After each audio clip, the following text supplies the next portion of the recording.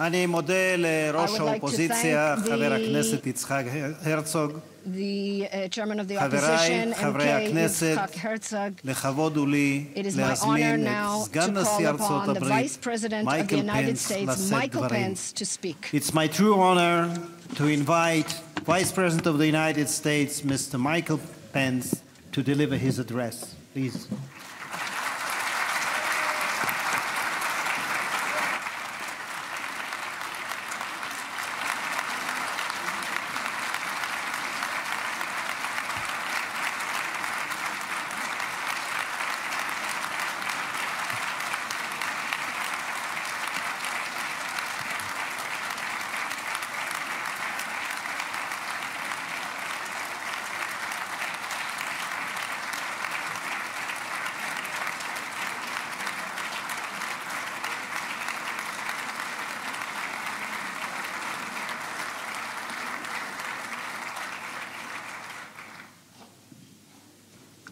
President Rivlin, Prime Minister Netanyahu, Speaker Edelstein, Leader Herzog, members of the Knesset, justices of the Supreme Court, citizens of Israel. מדינת ישראל.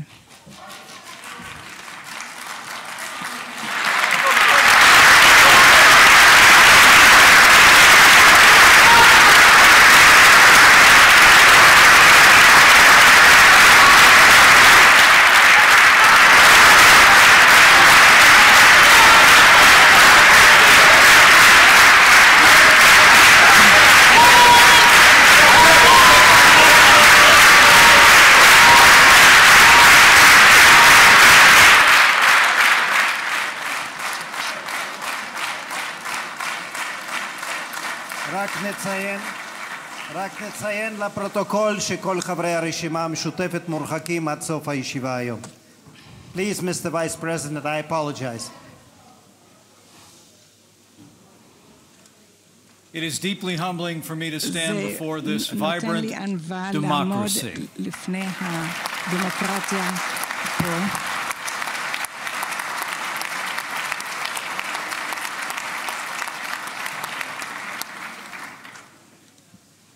To have the great honor to address this Knesset, the first Vice President of the United States to be afforded that privilege.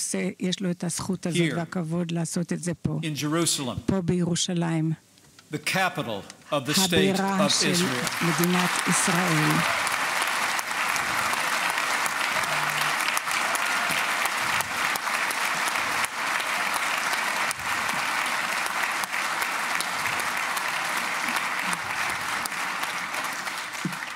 And I bring greetings from a leader who has done more to bring our two countries closer together than any president in the past 70 years. The 45th President of the United States of America, President Donald Trump.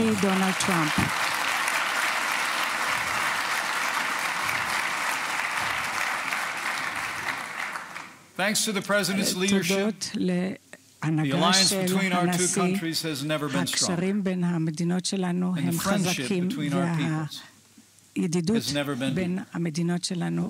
And I am here to convey a simple message from the heart of the American people. America stands with Israel.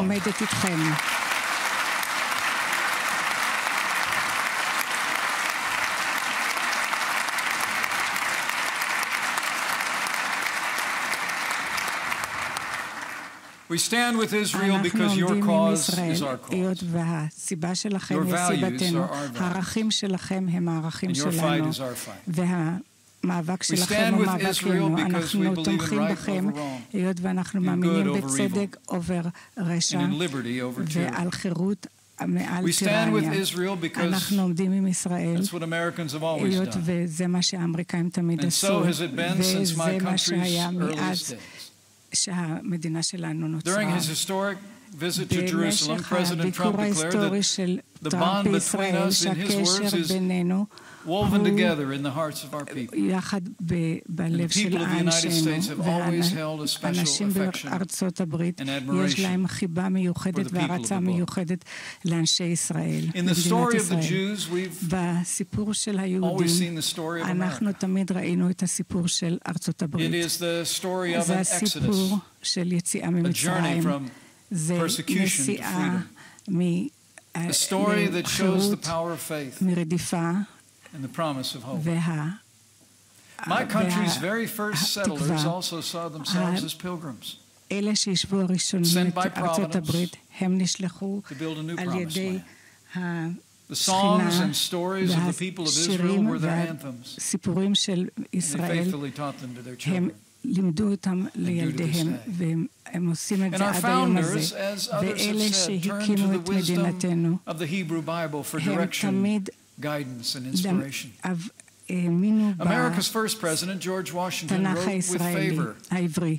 הנשיא אברהם לינקולן תמיד לימד את הילדים של אברהם, וג'ון אדמס הכריז שהיהודים תרמו לציוויליזציה יותר מאשר אנשים אחרים, והסיפור שלכם הביא השראה לנו להביא לנו חירות במשך הדורות. האנשים האמריקאים תמיד תמכו בתקוות של היהודים לחזור למדינה של אבותיהם. To claim your own new birth of freedom. שאתם תוכלו לדרוש את המדינה שלכם. העם היהודי תמיד האמין בזה, שנכתב לפני הרבה שנים, שאפילו שגירשו אתכם, ותמיד אתם תמיד האמנתם שתחזרו ביחד לארץ שלכם במשך האקזייל שלכם. דרך זה של רדיפות וגירוש ופוגרומים, העם היהודי תמיד האמינו באמונה הזאת, אפילו בימים הכי קשים. בסיפור של לילה של אלי ויזל, הוא הצהיר שהלילה העביר ילדים קטנים בלילה שקט, לילה שהאתגרים הם מאוד חזקים. ומחר שאני אעמוד עם אשתי ביד ושם לתת כבוד ל6 מיליון הקדושים שעברו את השואה, אנחנו נשתהה איך הם עברו את זה. אחרי 3 שנים שהם עברו, הם קמו לתחייה מהאפר ובנו את עצמם מחדש ולהביא את מדינת ישראל ואת העתיד של מדינת ישראל.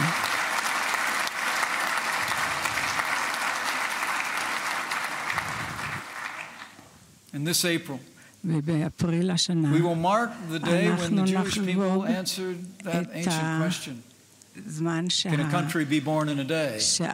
מדינה Can a nation be born in a האם moment? ארץ יכולה As the לבנות state ביום of או Israel בדקה? celebrates the כשמדינת 70th ישראל תחגוג anniversary את of its שנת birth. 70 שנה להיווסדותה. As you prepare to commemorate איך this שאתם historic מתכוננים milestone, לאבן דרך I זאת, say, along with אני the good אומר people of לכם, Israel, כמו שאנשים here הטובים and around בישראל the world, וכמו שאנשים ברחבי העולם אומרים, שהחיינו, שהחיינו וקיימנו, והגיענו לזמן הזה.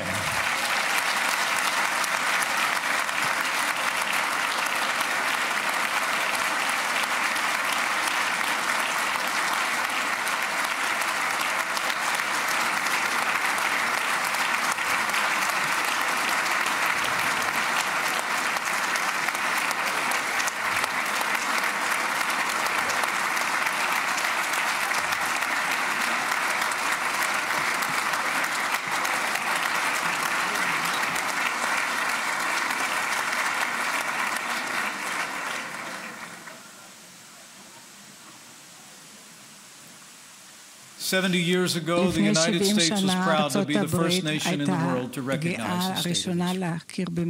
But as you well know, the work we began on that day was left unfinished. For while the United States recognized your nation, ארצות הברית הכירה בארצכם, ממשל אחר אחרי השני לא הסכימו להכיר בירושלים כבירה. רק בחודש שעבר He righted a 70-year wrong. He kept his word to the American people when he announced that the United States of America will finally acknowledge Jerusalem is Israel's capital. תכיר בירושלים כבירת ישראל.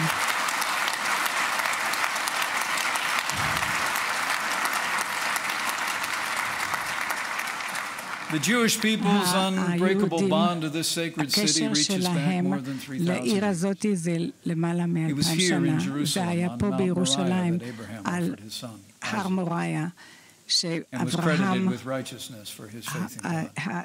It was here in Jerusalem that King David consecrated the capital of the kingdom of Israel.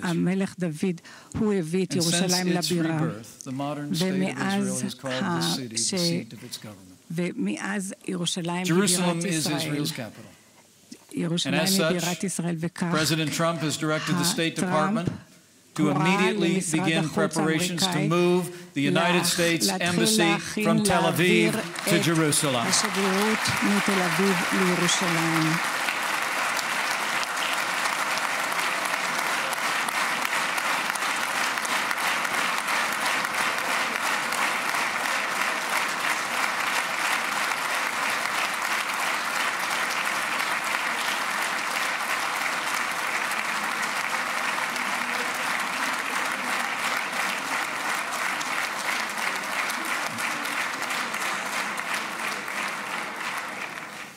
In the weeks ahead, our administration will advance its plan to open the United States Embassy in Jerusalem. And that United States Embassy will open before the end of next year.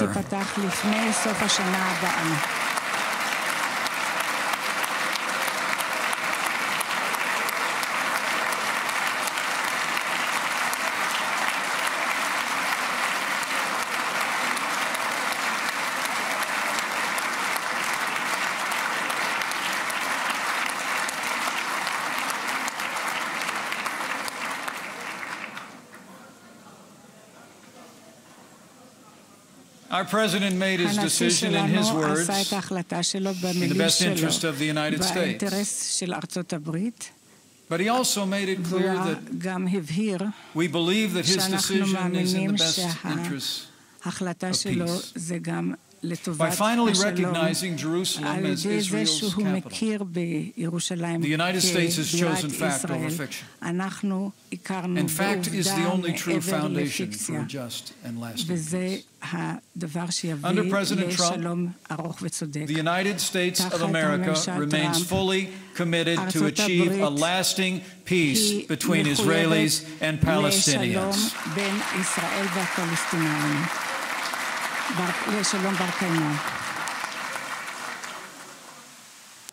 In announcing his decision on Jerusalem, the president also called, in his words, on all parties to maintain the status quo at Jerusalem's holy sites, including the Temple Mount, also known as the Haram al-Sharif.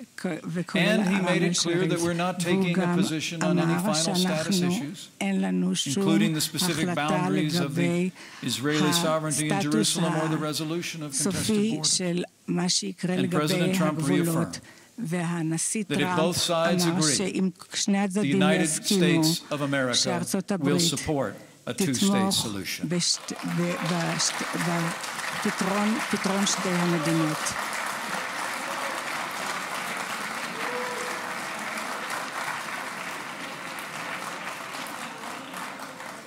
Now we know Israelis want peace. And we know that Israelis need no lectures on the price of war. The people of Israel know the terrible price all too well. Your Prime Minister knows that price. He himself was nearly killed in battle. And his beloved brother Yoni, was killed while courageously leading the Entebbe hostage rescue 41 years ago. And you who know the price of war know best what the blessings of peace can bring to you, to your children, and future generations. The United States appreciates your government's declared willingness to resume direct peace negotiations with the Palestinian Authority. And today, we strongly urge the Palestinian leadership to return to the table. Peace can only come through dialogue.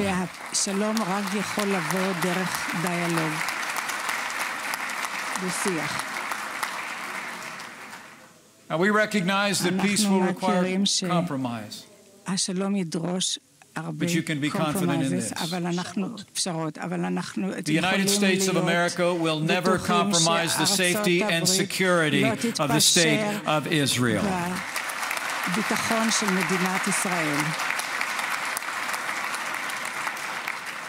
Any peace agreement must guarantee Israel's ability to defend itself by itself. Now, there are those who believe that the world can't change, that we're destined to engage in endless violence, that age-old conflicts can't be resolved, and that hope itself is an illusion. But my friends, President Trump doesn't believe it. I don't believe it. And neither do you. I stand here today in a city whose very name means peace. And I stand here. I know that peace is possible because history records that Israel has made the very difficult decisions to achieve peace with its neighbors in the past. Over the past 2 days, I've traveled to Egypt and Jordan, two nations with whom Israel has long enjoyed the fruits of peace. I spoke with America's great friends, President al-Sisi of Egypt and King Abdullah of Jordan, about the courage of their predecessors who forged an end to conflict with Israel in their time. And those two leaders prove every day that trust and confidence can be a reality among the great nations who call these ancient lands home. In my time with those leaders and with your Prime Minister, we discussed the remarkable transformation that is taking place across the Middle East today, and the need to forge a new era of cooperation in our day and age. The winds of change can already be witnessed across the Middle East. Long-standing enemies are becoming partners. Old foes are finding new ground for cooperation. And the descendants of Isaac and Ishmael are coming together in common cause as never before. Last year in Saudi Arabia, President Trump addressed an unprecedented gathering of leaders from more than 50 nations at the Arab Islamic American Summit. He challenged the people of this region to work ever closer together, to recognize shared opportunities and to confront shared challenges. And the President urged all who call the Middle East their home to, in his words, meet history's great test and conquer extremism and vanquish the forces of terrorism together.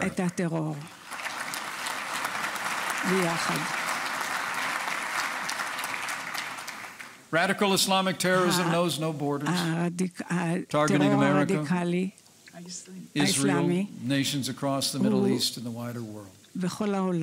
It respects no creed, stealing the lives of Jews, Christians, and especially Muslims. And radical Islamic terrorism understands no reality other than brute force. Together with our allies, we will continue to bring the full force of our might to drive radical Islamic terrorism from the face of the earth.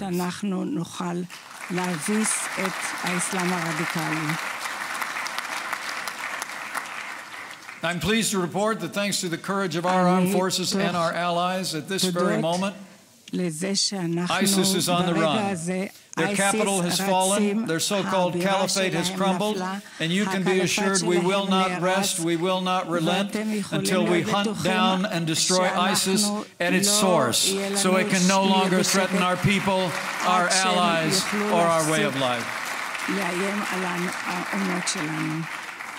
Now, the United States and Israel have long stood together to confront the terrible evil of terrorism.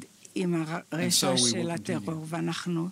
Across the Middle East, Arab leaders have responded as well to the President's call with unprecedented action to root out radicalism and prove the emptiness of its apocalyptic promises. As President Trump made clear in Saudi Arabia, we will continue to stand with our allies and stand up to our enemies. We will work with all of our partners to starve, in his words, terrorists of their territory, their funding, and the false allure of their craven ideology. We will also support faith leaders in this region and across the world as they teach their disciples to practice love. And we will also help persecuted people who've suffered so much at the hands of ISIS and other terrorist groups. To this end, the United States has redirected funding from ineffective relief efforts, and for the first time, we're providing direct support to Christian and other religious minorities as they rebuild their communities after years of repression and war.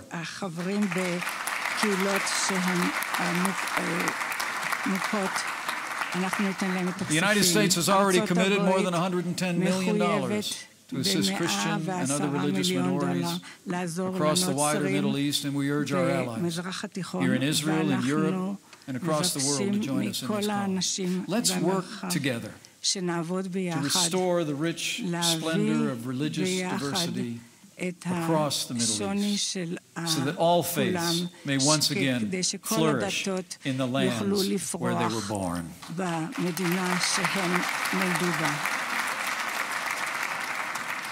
As we work to defeat the scourge of terrorism and give aid to those who have suffered at its hands, we must also be resolved and vigilant to prevent old adversaries from gaining any new ground. To that end, the United States will continue to work with Israel and with nations across the world to confront the leading state sponsor of terror, the Islamic Republic of Iran.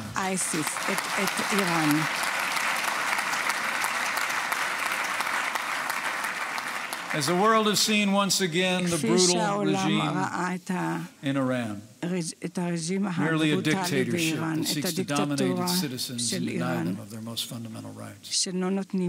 History has proven those who dominate their own people rarely stop there, and increasingly we see Iran seeking to dominate the wider Arab world. That dangerous regime sows chaos across the region. Last year alone, even as its citizens cried out for help with basic necessities, Iran devoted more than $4 billion to malign activities in Syria, Lebanon, and elsewhere across the region. It has supported terrorist groups that even now sit on Israel's doorstep. And worst of all, the Iranian regime has pursued a clandestine nuclear program, and at this very hour, it's developing advanced ballistic missiles. 2.5 years ago, the previous administration in America signed a deal with Iran that merely delays the day when that regime can acquire a nuclear weapon. The Iran nuclear deal is a disaster, and the United States of America will no longer certify this ill-conceived agreement. את ההסכם הזה.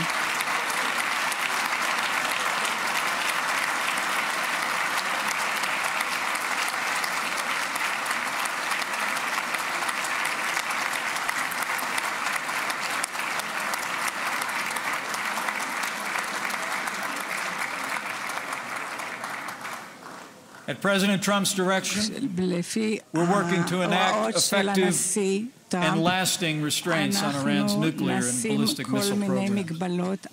Earlier this month, the President waived sanctions on Iran to give the Congress and our European allies time to pass stronger measures. But as President Trump made clear, this is the last time. Unless the Iran nuclear deal is fixed, President Trump has said the United States will withdraw from the Iran nuclear deal immediately.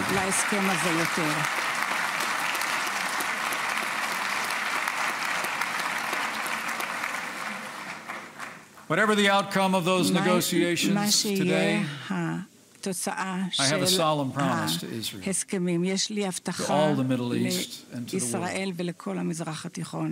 The United States of America will never allow Iran to acquire a nuclear weapon.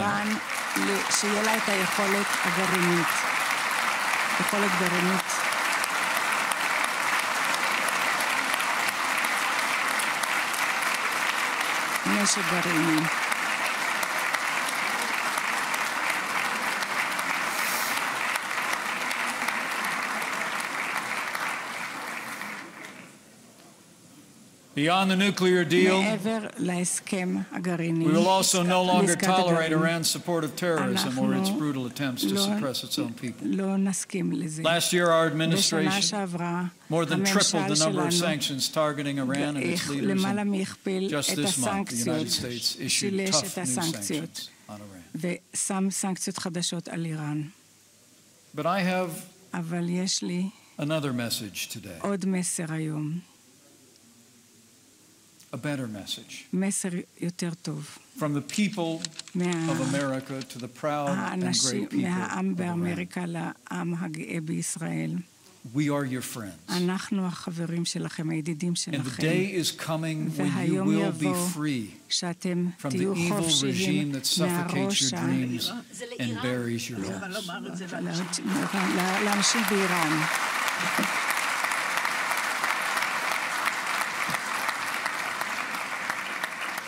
And when your day of liberation finally comes, we say to the good people of Iran, the friendship between our peoples will blossom once again.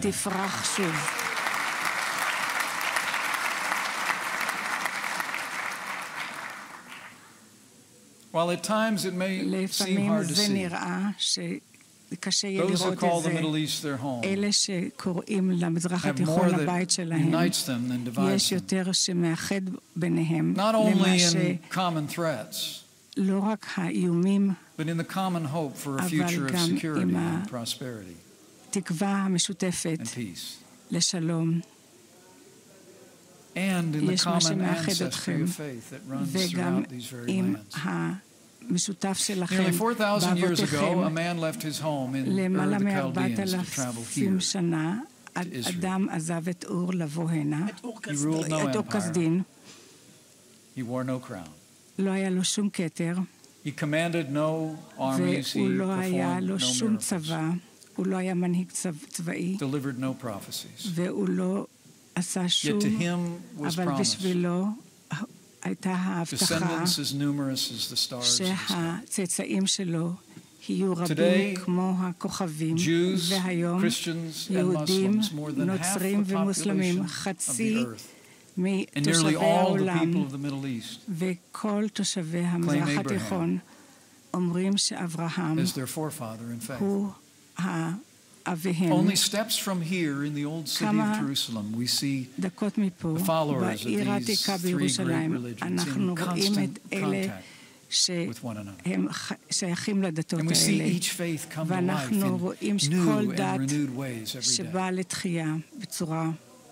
At the Church of the Holy Sepulchre, we see a Christian child receiving the gift of grace and baptism. At the Western Wall, we see a young Jewish boy being bar mitzvahed. And at the Haram al-Sharif, we see young Muslims heads bowed and pray. In Jerusalem we see all this and more. אנחנו רואים את זה בירושלים ויותר. כך שהיום כשאני עומד במדינה שהובטחה לאברהם, אני מאמין שכל החירויות האלה, שכולם רוצים עתיד יותר טוב, ושכולם יסתכלו, יתבוננו במקום הזה, ויראו בהשתוממות את מה שהם רואים. עד כמה שזה היה לא ייתכון, היה הלידה של ישראל, ועד כמה שזה היה נגד כל איך שהפכתם את המדבר לגן וחוסר להרבה, ואיך שהפכתם את התקווה לעתיד. יש לכם הרבה שורשים פה, וכמו העץ שעם השורשים הוא גדל וגדל, והיום כמו כל יום, המדינה היהודית של ישראל, וכולם אתם עדים לזה. זה האמונה של היהודים שהביאו את כל היהודים לפה, שלקחו את השפה של התנ"ך והחיו אותם מחדש, והאמונה שבנתה את ירושלים ועשתה אותה חזקה שוב. הנס של ישראל זה השראה לכל העולם, וארצות הברית מאוד גאה לעמוד עם ישראל ואנשיה כבני ברית.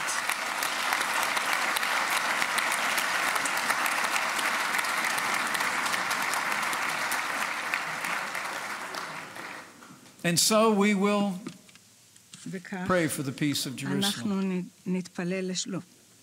That those who love you be secure, that there be peace within your walls and security in your citadels. And we will work and strive for that brighter future where everyone calls this ancient land their home shall sit under their vine and fig tree, and none shall make them afraid. With an unshakable bond between our people and our shared commitment to freedom, I say from my heart, may God bless the Jewish people. May God bless the state of Israel and all who call these lands their home. כל אלה שקוראים למקום הזה הבית שלהם, ושהשם ימשיך לברך את ארצות הברית של אמריקה.